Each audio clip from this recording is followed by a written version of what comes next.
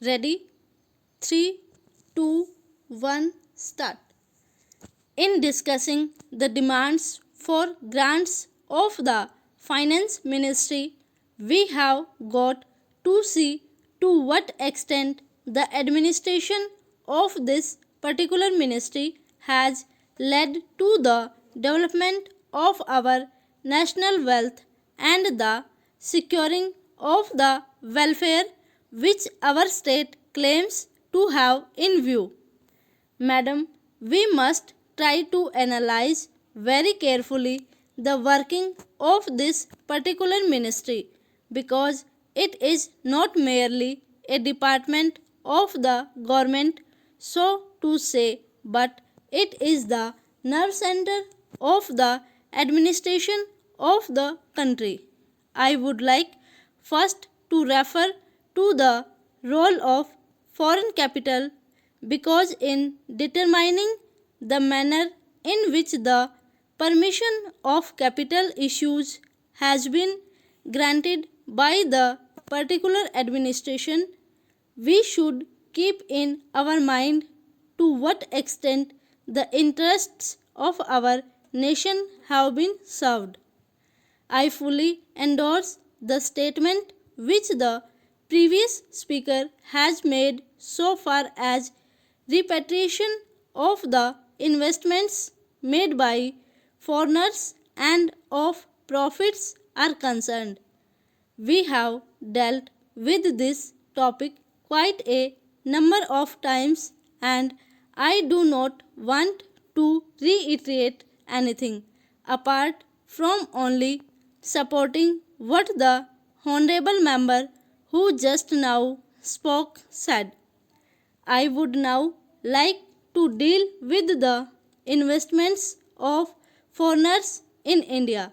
Madam, the government of our country accepted the proposition that in allowing foreign investment, it should come in only in such industry and such form of production wherein our national investors will not come forward and in which technical skill is wanted. There is also one other factor which the industrial policy of our government of 1948 as adumbrated further in 1949 by the Prime Minister laid down. It specifically said that the control and ownership of such concerns should, as far as possible, be in the hands of Indian nationals and the technical know how of our country should be developed. I would like to emphasize the figures that have been put forward for the last few years. From 1947 till the end of 1952 or the early part of 1952, it has been reported that rupees 19 crores of foreign capital have been allowed to be invested in our country. Of that, practically more than rupees 6 crores have been allowed to be invested in managing agency and trading enterprises in our country. So far as the government policy is concerned, we find that a sum of rupees 4 crores has been allowed to be invested this year. We do not know how it is to be used up. We have been told that during the period 1948-53, nearly rupees 35 lakhs have been allowed to be invested in textile machinery and generally in the textile industry. We have seen to what extent cotton and jute have been dominated by the national capital and to what extent they play the role as against the demand for them. We know further what the government is doing in regard to these industries and how the Indian counterpart in these industries are behaving. Then why this further penetration of foreign capital? Even in regard to the expansion scheme, we find that paints, shops, electric fans, and machine tools are some of the industries where the government is allowed foreign interest to establish or expand their factories. It will adversely compete with the production of the country when the indigenous producers do not find any market in this sphere. Therefore, we have got to see to what extent the capital issue has been regulated by this government and particularly by the finance department so that the national well being of the country could be guaranteed.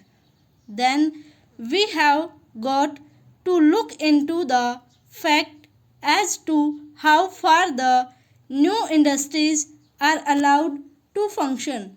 So far as the oil refineries are concerned, some of them have been established and some more are going to be established very soon. In the control of the administration, the Indians have no share. There are only preference shareholders and they have no voice in the management. So far as the administrative aspect in this industry is concerned, the most important part of it is the technical know how. They do not guarantee that they will train the Indians. That means they say even after 20 years we will have to face the problem of the know how in respect of the oil refineries. I do not know why the government are showing softness to foreigners in this matter. Then we have another investment in collaboration with the Indian chemical industries for the manufacture of civil explosives. Here, as far as I have gathered, only 20% is going to be Indian capital. The majority of the shares will remain with the Indian chemical industries. Nobody else has been allowed to make any investment. It would have been better if other companies and private individuals had been given an opportunity to purchase the shares. Stop. Over.